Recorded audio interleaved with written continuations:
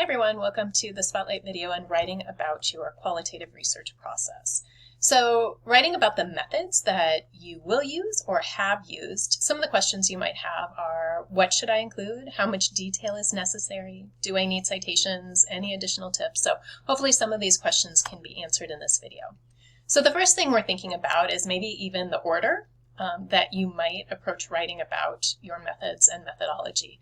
Now I'm going to give you kind of a typical order that I usually see in both research articles and dissertations, but please know there are many variations that can take place across projects. So first of all, you need to put your research questions kind of front and center in this method section. Even if you've talked about it before, you need to have those research questions early in this chapter.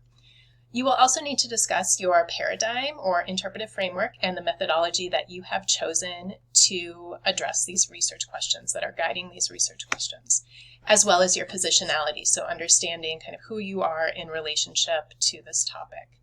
You should then move into the research context and the participants that you plan to study or have studied, as well as then the procedure. So starting with the tools or the instruments that you are using or the sources you are seeking out, and then how you go about analyzing them. You will also want to touch upon trustworthiness, ethical considerations, and then give us a summary of this general process. Please be kind to your reader as you are writing up your methods section. So I always say your reader forgets, so please keep reminding us. Although you might be very, very familiar with everything you have written and you've been engaged with this information for so long, your reader can forget, especially with how many pages you might be producing. So just because you have presented your research questions in the introduction or earlier in your paper or proposal, keep reminding us. So when you talk about your paradigm and methodology, remind me how these perspectives or approaches are reflected in your research questions. When you talk about your research context and participants, explain why the chosen places and or people are necessary in answering your research questions, okay? And reminding us what those questions are or paraphrasing them. When you talk about the data sources or the tools or the instruments you will be using, link each tool or source to specific research questions or your research question in general, helping us understand how that source or that tool will help you come up with some type of answer or insight. So again, be kind to your reader. Oftentimes it's many pages and we forget, so make it easy for them.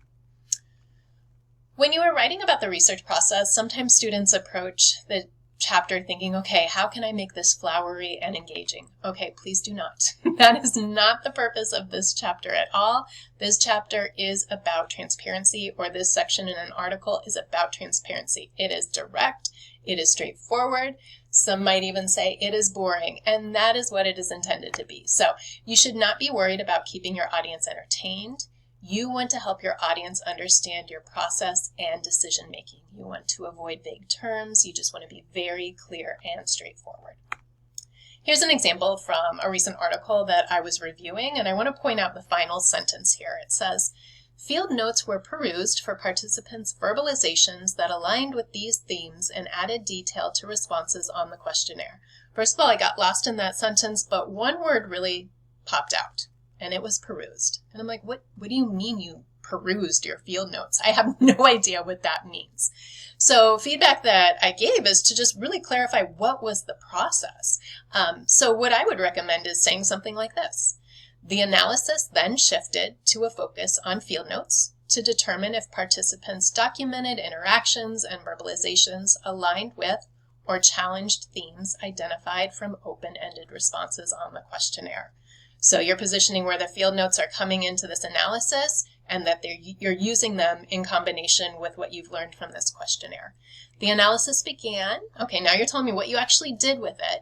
The analysis began with a read-through of all field notes, so that shows familiarization, which generated several analytic memos documenting overlap between the open-ended responses and field notes. Next, a line by line, and then maybe we'll talk about coding or how you are going, comparing against those themes that you found somewhere else. Okay, so that helps me understand what happened versus I perused the field notes. Keep that in mind when you are writing, because as your reader, I'm constantly asking, okay, how are you going to do that? Why are you going to do that? So for instance, if you tell me about your recruitment and say, I will recruit college students who have an accommodation through the university. Say, that sounds great, but how? So you need to be really specific on what that would look like.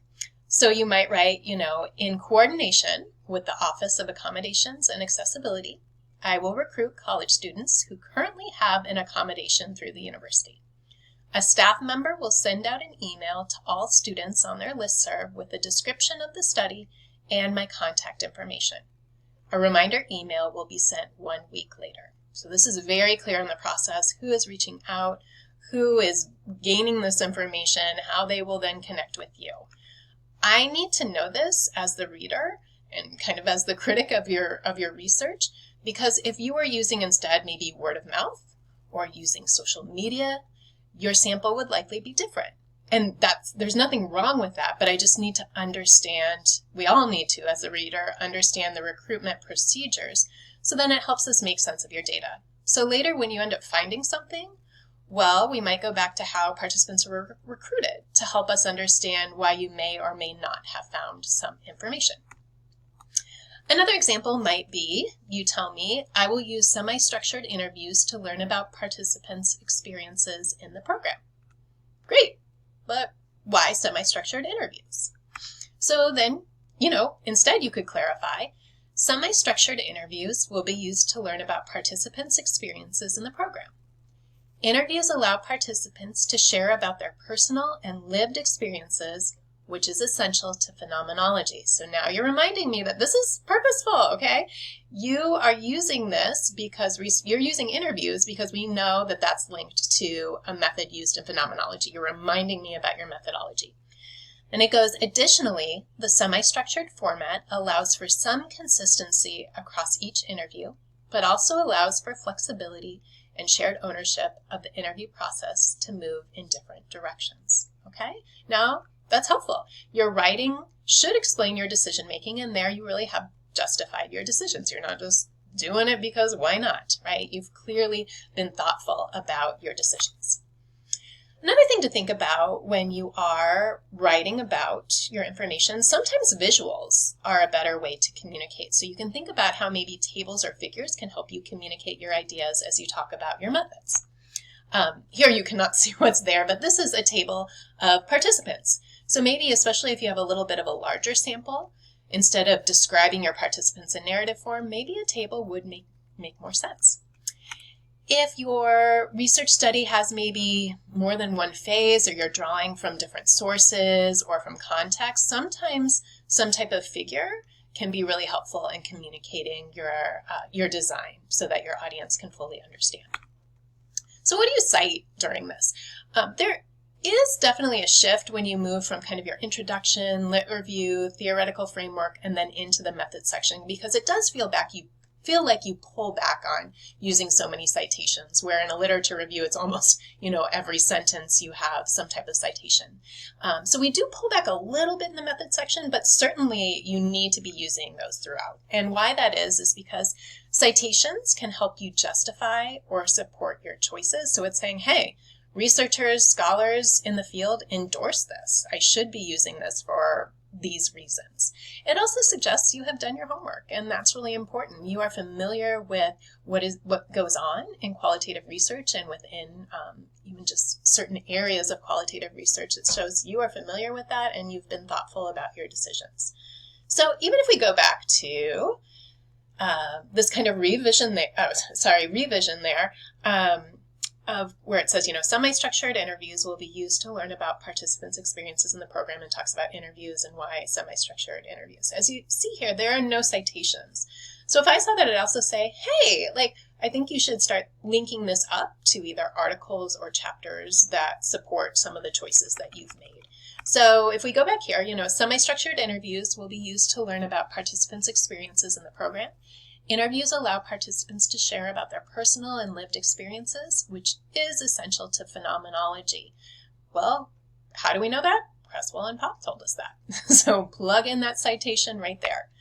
Additionally, the semi-structured format allows for some consistency across each interview, but also allows for flexibility and shared ownership of the interview process to move in different directions. So you need to pull in a citation that tells us about the semi-structured format and how that is valuable, like Brinkman and Cavalli.